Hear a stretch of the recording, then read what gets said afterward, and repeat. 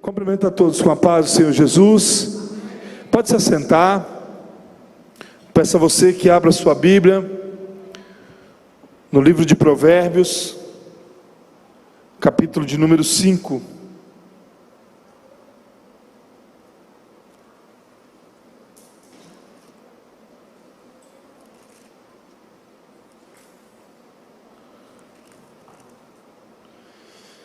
Como ainda nós não temos a projeção que está arrumando, eu peço a você que mantenha sua Bíblia aberta, para que nós possamos compreender o que o Senhor quer falar conosco nessa noite. Amém? Quem achou diz amém? Provérbios capítulo 5.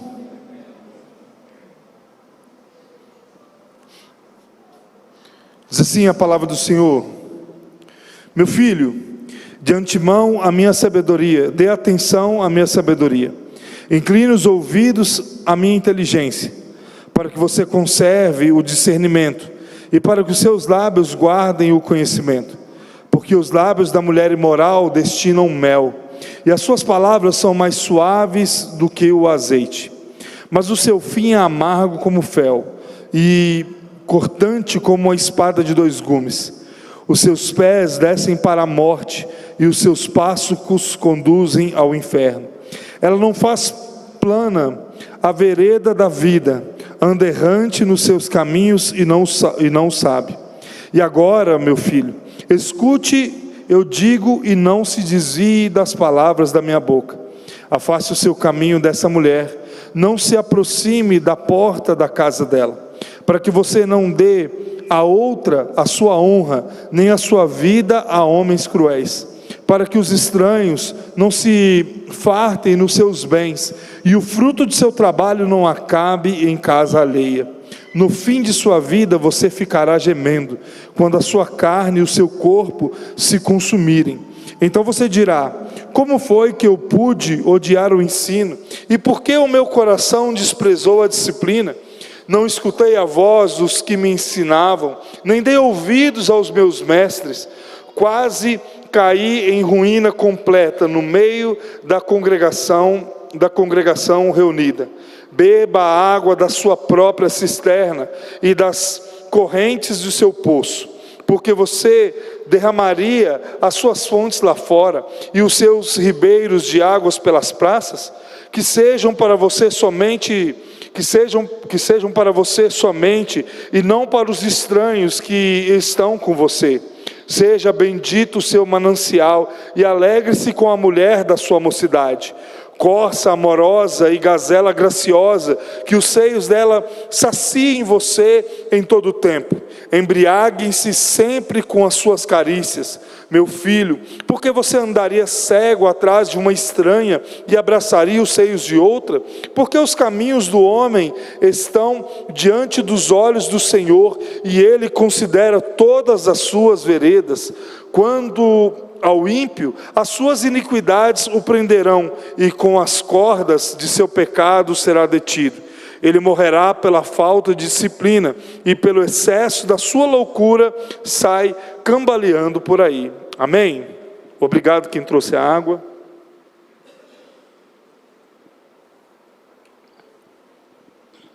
Meus irmãos, o maior erro do ser humano, ou um dos maiores erros do ser humano, é achar que as coisas nunca acontecem com ele. Por exemplo, nós sempre achamos que as coisas podem acontecer com os outros, mas elas nunca acontecerão conosco. Às vezes, nós achamos que isso se dá somente em uma área, mas na verdade ela encontra-se em várias áreas da vida. Aquele que anda de forma imprudente, em alta velocidade, muitas vezes na estrada, ele nunca acha que ele irá perder o controle do seu carro, irá perder a sua vida ou machucar outras pessoas. Aqueles que se embriagam e também pegam o volante, nunca acham que irá simplesmente deixar de chegar ao destino final. Aqueles que vivem, que experimentam, às vezes, um pouquinho de droga, nunca acham que serão viciados. E através de nós sempre acharmos que os outros irá acontecer com os outros, nós por muitas vezes subestimamos algo que temos dentro de nós que é extremamente devastador. Tudo aquilo que não agrada a Deus, tudo aquilo que não glorifica o nome do Senhor é pecado. E o pecado, ele gera a morte. Mas cedo ou mais tarde essa morte chega. E essa morte, ela quando vem na forma física, se nós não estivermos segundo o propósito de Deus, buscando a vontade de Deus a qualquer custo, nós iremos viver a morte eterna. E essa morte eterna sempre, ela não tem mais volta. Ela é por toda a eternidade e não haverá nenhum tipo de misericórdia que irá nos tirar de qualquer situação que seja. Por isso, o nosso coração deve vigiar todos os dias. Nós devemos avaliar o nosso coração, porque tudo aquilo que nós fazemos contra Deus é pecado. E o pecado irá nos conduzir definitivamente à morte.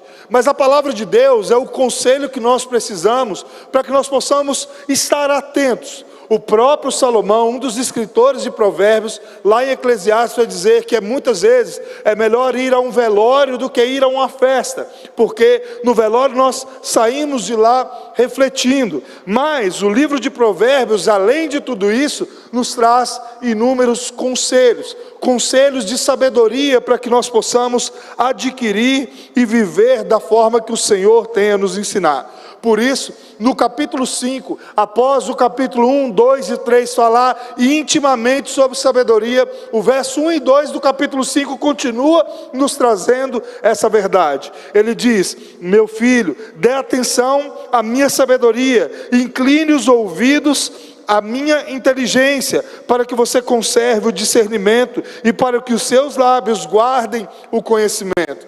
O autor de Provérbios, nas suas palavras do verso 1 e 2, não estava sendo arrogante. Ele não olhava para si achando que ele era melhor, mas ele estava trazendo ao seu filho aquilo que deveria ser a responsabilidade de todo pai. Todo pai deveria, desde quando a criança está pequena, ensinar os caminhos que ela deve andar, através das suas palavras, mas principalmente através do seu exemplo. Quantos de nós gastamos tempo conversando com os nossos filhos, orientando eles no caminho que eles deveriam andar, mostrando a eles como eles deveriam proceder diante de Deus? E é por isso que nós vemos não somente uma geração, mas toda uma humanidade extremamente caída, uma humanidade totalmente fora do propósito de Deus, porque os pais não gastaram tempo de qualidade ensinando os seus filhos o caminho que eles deveriam andar, ensinando como eles deveriam proceder, não somente na vida de forma ética, sendo um homem ou uma mulher honesta que se dizia do mal, mas principalmente sabendo que todas as suas atitudes devem estar debaixo do propósito e da bênção de Deus, que se eles se afastarem dos caminhos que eles devem seguir, eles estarão fora da bênção de Deus. Isso é algo tão profundo que nós muitas vezes negligenciamos, que existe uma história contada pelo Juliano Som sobre os filhos dos muçulmanos. E ele explica a teoria, o porquê que muitos jovens, muitos homens, muitas crianças, eles estão prontos, até mesmo colocar um colete cheio de bombas e entrar dentro de um prédio e explodir tudo, porque eles aprendem desde criança, desde quando eles eram pequenos, a morrer pelo seu Deus. Quando nós separamos para mostrar aos nossos filhos que eles devem tomar a sua cruz e seguir a Jesus, que eles devem negar a si mesmo, para que eles possam viver o propósito de Deus todos os dias. Os versos de Provérbios trazem para mim e para você sabedoria essa que não deve ser não deve ser guardada, não deve ser aprisionada em nós mesmos, mas deve ser compartilhada, em primeiro lugar, com a nossa família, com os nossos filhos, e depois disso, também compartilhado com os de fora, para que se tornem ainda mais sábios e possam de fato ensinar outras pessoas. Sendo assim, nós precisamos constantemente observar esses conselhos de provérbios, pois os provérbios são para a sabedoria como a água é para a vida.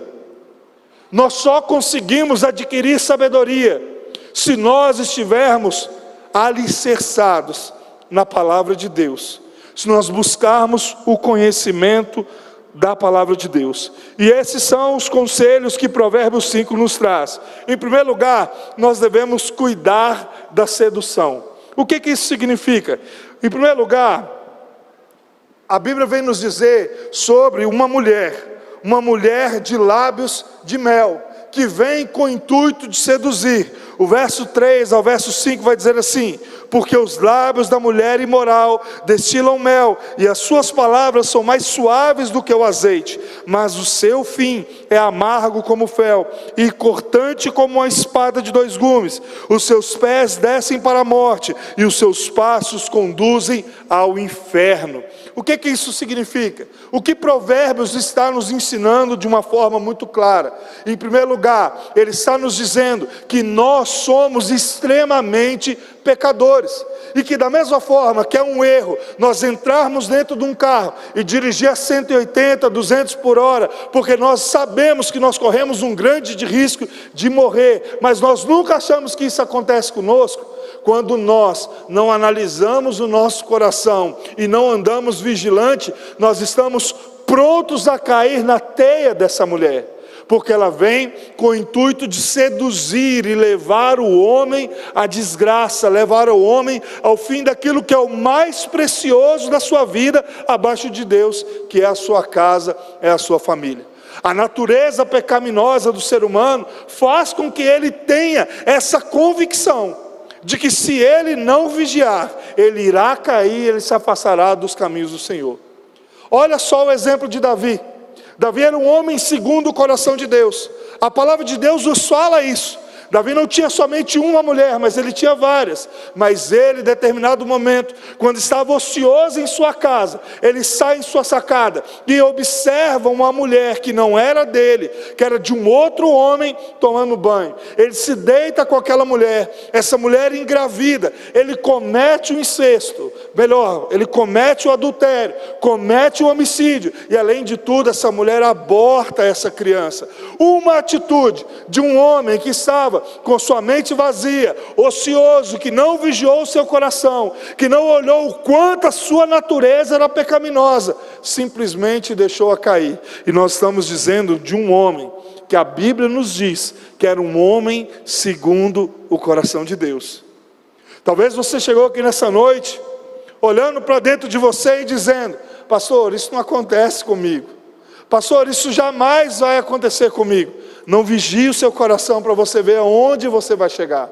A maioria das famílias são destruídas por falta de vigilância, por falta de oração, por falta de buscar o propósito de Deus. Porque o pecado, meus irmãos, o pecado ele é bom, o pecado ele é prazeroso. Olha você, quando você está fazendo uma fofoca, você está na roda da fofoca, o que você está sentindo na hora que você está fazendo a fofoca? Prazer em falar mal dos outros. É da mesma forma isso aqui. O pecado, se ele fosse ruim, ninguém usufruiria dele. Mas tem uma coisa, ele leva à morte.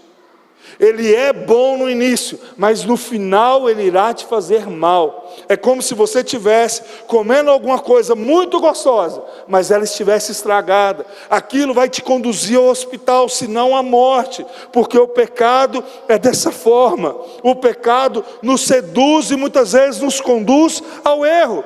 O verso 4 nos mostra isso: mas o seu fim é amargo como fel e cortante como uma espada de dois gumes. Ou seja, ele mata, os seus pés descem à morte e os seus passos conduzem ao inferno. É a consequência, porque o pecado ele cauteriza o nosso coração. Billy Graham vai dizer de uma forma muito clara que quando nós damos vazão ao pecado, quando esse pecado se torna iniquidade, ele passa de uma forma clara a fazer com que nós não possamos enxergar mais a forma que nós estamos vivendo.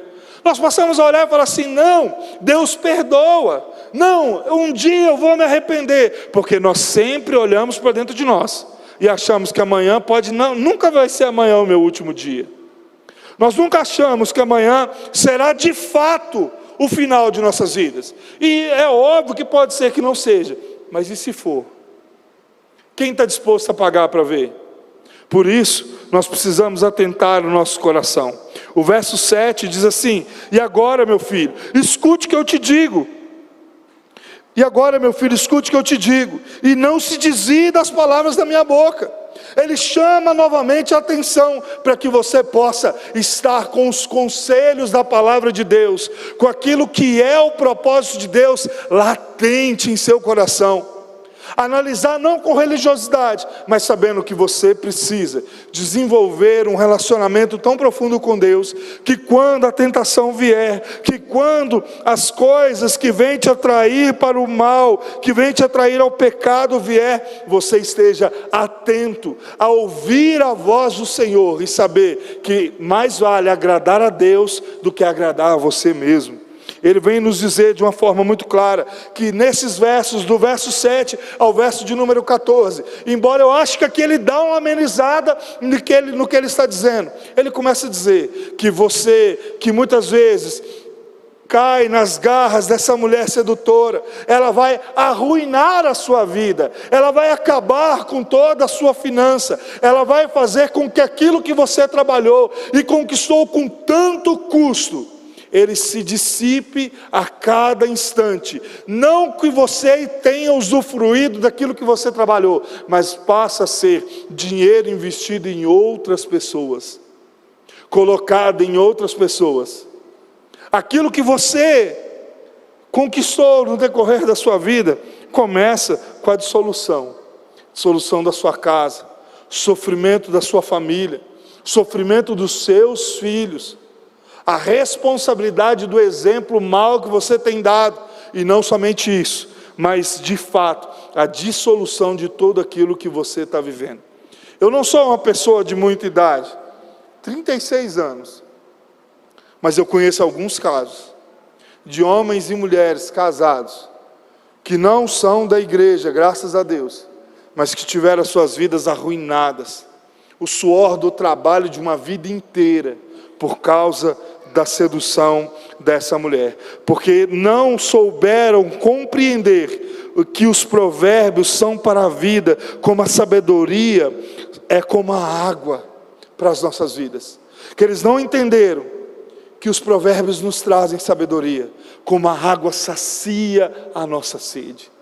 E os provérbios nos trazem, Provérbios 5 nos traz um outro conselho, que é que nós devemos dar valor ao nosso verdadeiro tesouro. O verso de número 15 em diante vai nos trazer essa verdade. Ele diz assim: beba a água da sua própria cisterna e das correntes do seu poço. Ou seja, permaneça fiel constantemente à mulher que está ao seu lado.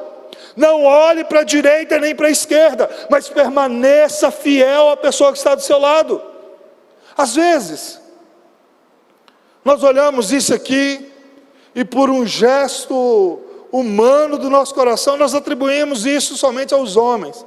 Mas nos dias de hoje, o próprio Hernandes Dias Lopes vai dizer que nos dias de hoje, Sodoma e Gomorra parecem duas cidades puritanas, em vista do que nós estamos vivendo nos dias de hoje. Ou seja, essa mensagem não é somente para o homem, mas ela é para o homem, para a mulher, para o jovem, para todas as pessoas que precisam compreender o quanto é importante a vida de fidelidade. Os casamentos só se dissipam por causa disso. As vidas só se rompem por causa disso.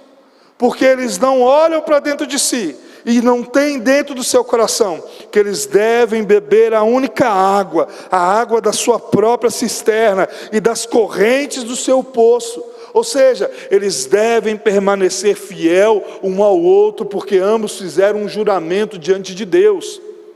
O que nós precisamos entender é que todas as vezes que eu cometo um erro contra alguém, ou alguém comete um erro contra mim, eu cometo um erro contra a Tati, ou a Tati contra mim, nós não estamos errando contra nós mesmos, mas nós estamos errando contra o próprio Deus. Cada pecado que nós cometemos, ele não fere os outros, mas ele fere o próprio Deus. É uma desobediência contra o próprio Deus. E por isso, o nosso coração deve olhar para dentro de nós e avaliar em todo instante: será que eu tenho sido seduzido? E aí você vai dizer assim: não, mas eu já repreendi isso em nome de Jesus. Meu irmão, dobre seu joelho. O Senhor conhece. Fala com Deus o seu sentimento, o quanto você tem se afastado, o quanto você tem caminhado para longe, seja da sua esposa, ou seja do seu marido. Apresente a causa ao Senhor. Quando Jesus vai falar sobre a imoralidade, Ele está dizendo que o adultério não começa quando você se deita com alguém, mas ele começa apenas no olhar, no ato de cobiça, porque ali começa a trajetória de você não reconhecer o erro que você está cometendo. E ali naquele momento você começa a dar vazão ao seu pecado. E rapidinho o pecado se torna uma iniquidade. E aí mora o problema. O verso 16 e 17 diz assim: porque você derramaria as suas fontes lá fora, e os seus ribeiros de águas pelas praças, que sejam para você somente, não para os estranhos que estão com você. Ou seja, se você tem a sua família, às vezes você casou e você tem a sua esposa, você ainda não tem seus filhos, que o Senhor te dará. Por que você vai buscar do lado de fora? Por que você vai procurar em outra pessoa aquilo que Deus te deu como presente dentro da sua casa, que chora as suas dores, que se alegra nas suas alegrias? O porquê que você vai buscar fora, se Deus te presenteou da melhor forma possível? Eu me lembro quando jovem, antes de vir à igreja, o pensamento que eu acredito que seja a maioria dos pensamentos, inclusive de muitos dentro da igreja: vou viver minha vida, vou aproveitar a minha vida. Quando chegar nos meus 35 anos, 32 anos de idade, eu vou arrumar uma mulher, ou eu vou arrumar um marido. E sempre o pensamento é: alguém puro, de preferência virgem. Vou cuidar, vou zelar e vou casar e ter meus filhos. Isso é um erro. Quem me dera se eu não tivesse conhecido a Tatiane antes. Quem me dera eu tivesse tido o privilégio de ter a oportunidade de ter conhecido a Tatiane antes. Sou completamente feliz. Zerei minha vida. O que eu preciso está dentro da minha casa, minha família. Preciso buscar fora. Por mais que o pecado possa querer seduzir, por mais que o pecado possa querer tentar, o Senhor é quem guarda o nosso coração. Pastor Newton de Matos dizia que nós não devemos confiar uns nos outros, mas nós devemos confiar em Deus, que faz com que nós sejamos de fato fiel ao Senhor, para que nós possamos ser fiel aos outros.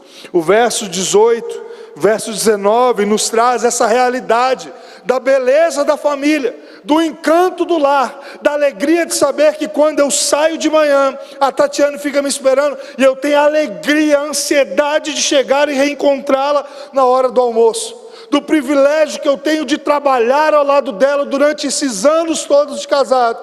O verso 18 e 19 vai dizer assim: seja bendito o seu manancial, e alegre-se com a mulher da sua mocidade, corça amorosa e gazela graciosa, que os seus seios dela saciem você em todo o tempo, embriaga-se com suas carícias. Isso está falando de intimidade, de relacionamento. Pastor, você não tem vergonha de falar isso? Nem um pouco. Que é verdade. Por que eu vou buscar fora, sendo que eu tenho tudo dentro de casa? Nos momentos mais difíceis, não foi fora que eu fui buscar. Quando tudo parecia impossível de se resolver, Era no Senhor e junto com ela que nós encontrávamos as saídas para os nossos mais difíceis problemas. E por isso, o verso 19 nos mostra que nós podemos enganar a nós mesmos, que nós podemos enganar a pessoa que está do nosso lado, mas aquele que vê todas as coisas não pode ser enganado. Quando eu era pastor de jovens, eu dizia para os meninos assim, falei assim, olha, quando você for ficar com alguém, lá na escola, no escurinho, você vai ver o meu rosto, para você entender de uma forma muito clara que você está em pecado, porque você precisa encontrar a pessoa certa. O verso 19 vai dizer assim, que o Senhor sabe de tudo. Meu filho, porque você andaria cega atrás de uma estranha, e abraçaria os seios de outra?